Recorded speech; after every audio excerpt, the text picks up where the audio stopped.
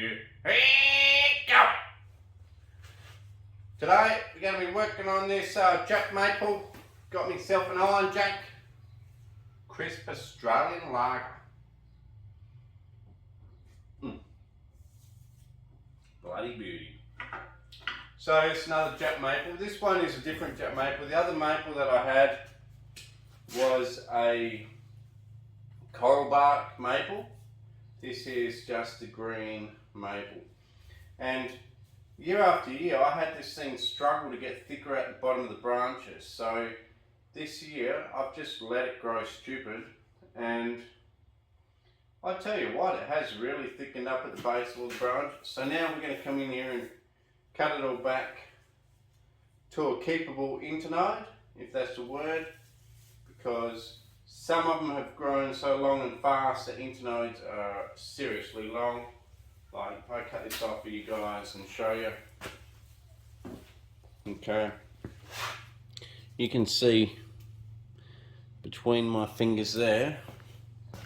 Hang on, I'll bring you in a bit closer now. Now you've seen the outside of the tree.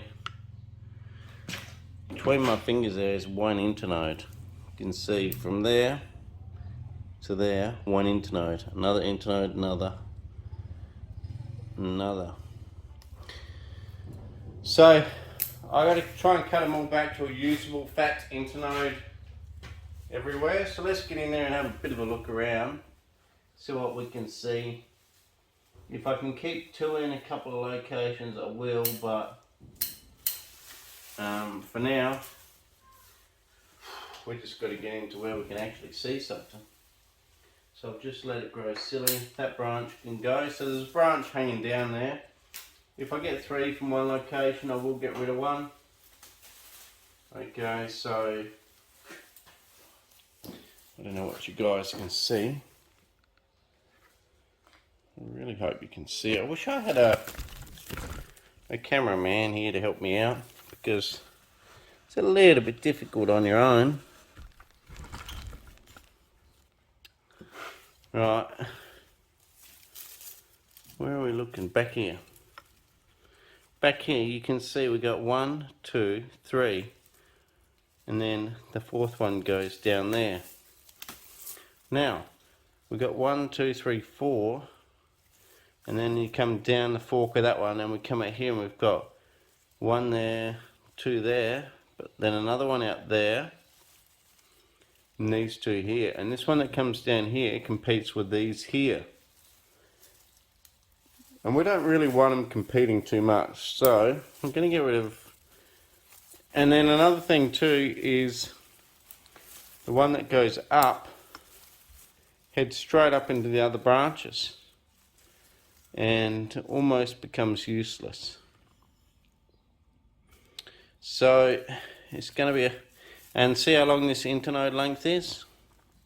It's almost unusable. Right, so I'll get my bigger snips out.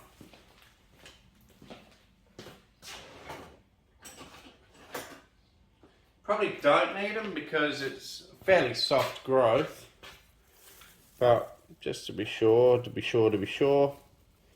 I want to get rid of it. It's just a funny branch. Right, pretty sad to get rid of such a good big branch. Right, this one here, it does actually have a small internode here which has lost its leaf now. And this one here also has one. And we'll get rid of this downward one here. This one here is in a funny spot. If we cut it back to here, maybe the new growth will come out a different angle. And this one here, well, I could either cut it out here, go that long internode, or cut it back here. I think I'll cut it back there, see what happens. But in general, it has actually really improved the thickness of the base of the branches, and you'll see as we get rid of more and more branches what I mean by that. Back here you'll see that they're getting quite thick back there now. I might even put, what I might do for you guys is grab, right, let's grab this branch here, right, so that one there and that one there look no good like that, because that one comes across at a weird angle. If that was up like that, it would look fine. So let's just chop a bit of wood and another bit of wood at about the right length, right, and then prop that in there. Oops, mate, you were meant to stay in there, make me look good. Instead, you made me look bad by falling out of there. What's your problem, dude? Okay, it's falling out again.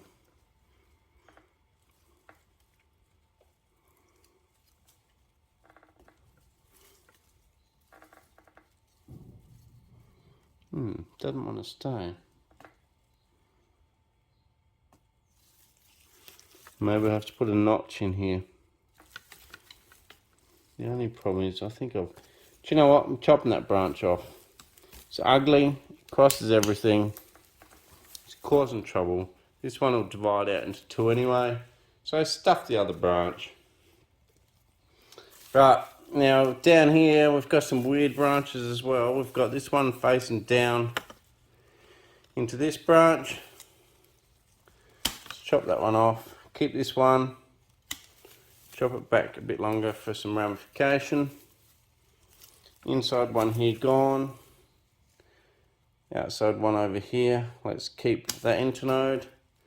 Let's keep the internode on this really long one here. Because if we don't, you'll end up with nothing. You'll cut it all off. So we've got to keep something.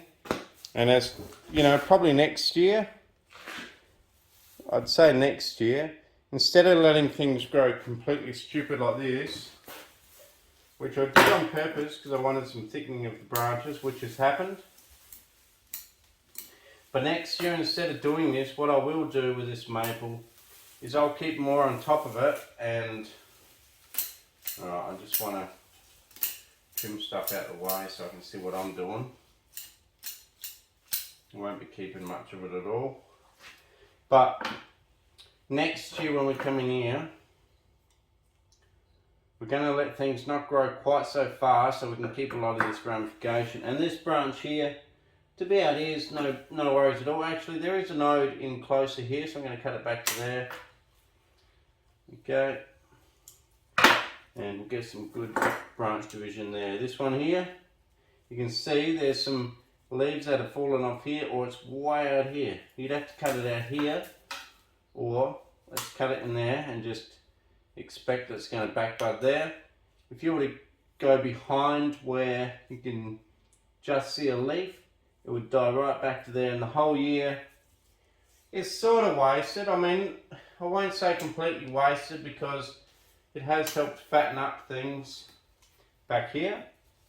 This here is really fattened up in the last year. And we're just going to go around the tree like that, and it'll reshoot, regrow on its own before winter hits.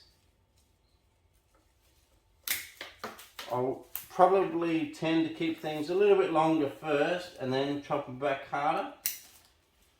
It's becoming quite apparent that I'm going to need these bigger snips pretty often because a lot of things are just a bit tough. So I'll probably, will I keep that? Who knows? Let's just get rid of this one. And you know, as you can see by me chopping back here, without much idea about what's going on half the time, that it's not a problem to not know what's going on. You just work your way through it. Just as you get to branches, decide, take the precautionary route, whatever you say, first, just to make sure. So here we got this ugly bloody thing here. This one here kills around, goes back down, and you got one branch coming out here at a half decent angle. So I'm going to get rid of all this funny curling that's gone. Shorten that one back. But it doesn't hurt to cut things a little bit longer, just just until you make up your mind, and then, I mean, it won't be long, it'll be within this same video that I decide whether I'm going to cut it back harder or not. And if you have to cut it back harder, that's fine, but if you cut it back harder straight up, sometimes, you know, it could be a big mistake. Okay, so I've left this one really long here, and I think I'm happy to leave it long. So this is just a normal Jap Maple green variety.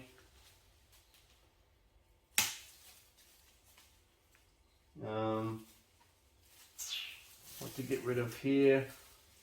I'll probably get rid of that really strong one, because it's at the top of the tree and I don't really want a strong one at the top of the tree. Okay, shorter internode here. I'm giving a slight amount of room for dieback because we are in summer here, and well, end of summer, but still summer. Technically still summer, even though it's only half a month left of summer. Things will reshoot. We have enough growing season left. We've still got at least 2 months growing season left. These maples will reshoot. So, you know, I'm leaving some dieback room. It'll reshoot there or there or there or there or there. And then we can keep some of that coming into autumn. I probably won't give it much of an autumn prune at all. I'm starting to believe that, well, I mean late autumn winter prune. Probably won't give it a late autumn winter prune at all, because there won't be strong enough growth really to warrant that. And I'm starting to become quite a believer on deciduous to give it its last trim a couple of months or a month and a half out from autumn, and then you let it regrow just a bit. It'll fill in just a bit, get new branches, and then it'll go into its deciduous colours and, you know, just go to sleep for winter. And generally when that happens, a lot of the little twiggy stuff dies back anyway, and you end up not having to give it a winter prune. And I find if you don't give something a winter prune, in general, I mean, especially with my crepe myrtles, and even some other things like the apricot and that, I'm starting to find that by not giving it a hard winter prune, they actually come back better in spring. So if I give it a sort of late summer, early autumn last trim,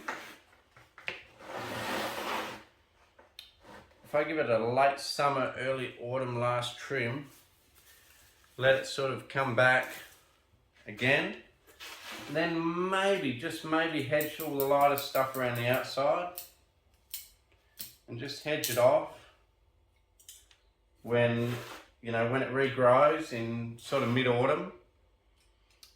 I find on a lot of deciduous stuff that seems to be the last sort of thing I have to do to it. I don't really have to get in there and do a hard winter prune, because I find quite often hard winter prune, because you've got zero sap flow, not so much on a maple. A maple will still give you sap flow even in the middle of winter.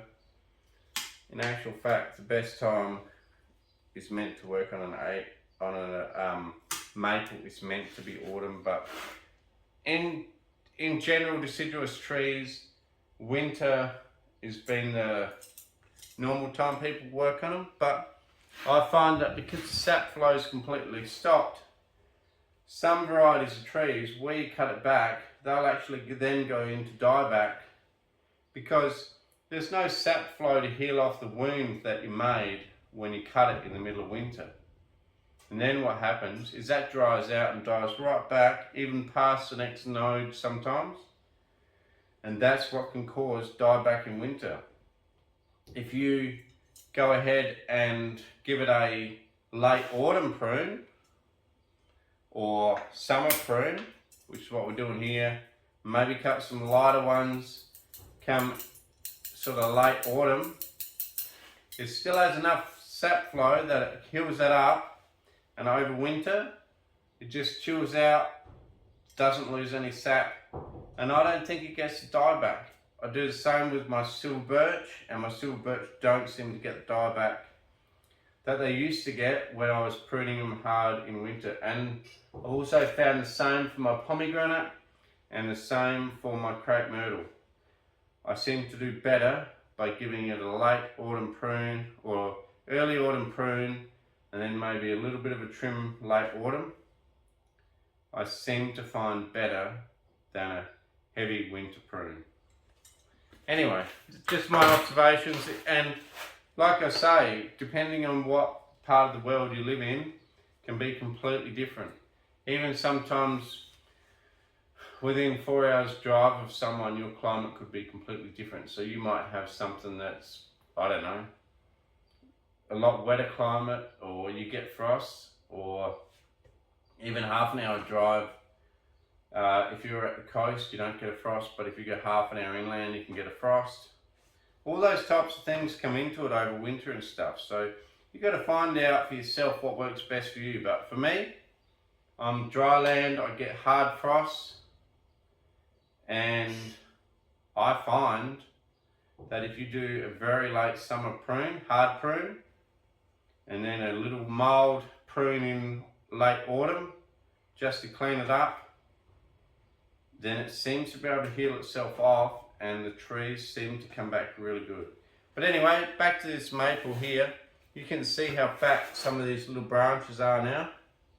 So it has really helped to fatten them up. I'll bring up some of the branches on the ground just to show you guys. Okay, look at that. A lot of long branches come off. But as you can see, looking pretty good. So that's just a standard Jap Maple. Pretty good form, pretty good trunk. It's got a decent root system in here. You can't really see it too much, but it does. It does have an okay root system. So that's it for that tree. All trimmed up. Give you guys a bit of a look at it. I'll give you guys a spin on the way out too. I'll bring this up a bit higher than I normally would for a view, just so you guys can see the trunk. And what I'll do is I'll also bring up the hoist with that light, and then shine that light down on the root base. So ready? I go up.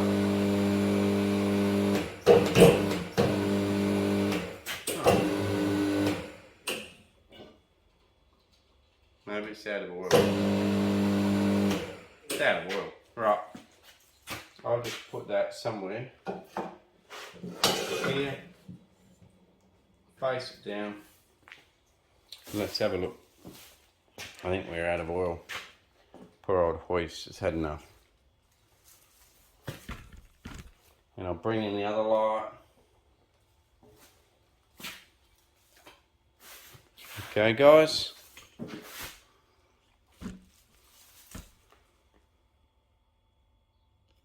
And then I'll give you a spin from there. I'll go and get Adrian Eggleton's spinning tree turntable.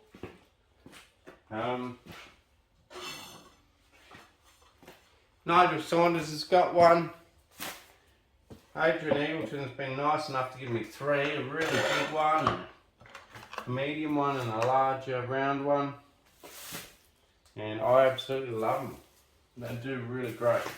Right, so as you can see, we've been able to keep a lot of these fat ones pretty good. I'm not going to go and put any cut paste or anything on like that. You know, a tree in nature is adapt to healing itself. So why, if you're in a growing season, why go ahead and cover them all with a bit of paste? Who knows? But for me, I don't bother. Let's give it a spin on the way out. You can see it's really helped to thicken things up. Trunk is doing really cool.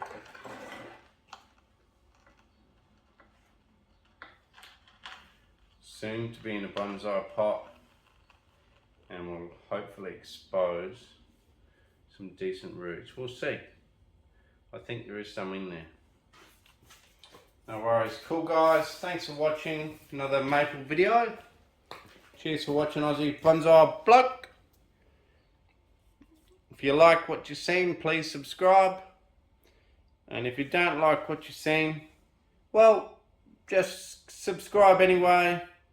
Or comment just to say, bugger you bloke, hated that video. Because that still gives me some revenue. So cheers guys. Whatever your thoughts are on this video is up to you. But myself, I'm pretty happy with how this tree's going. Cheers guys, and thanks everyone for all your support, all your regulars.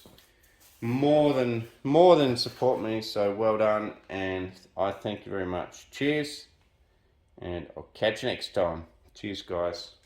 Thanks very much.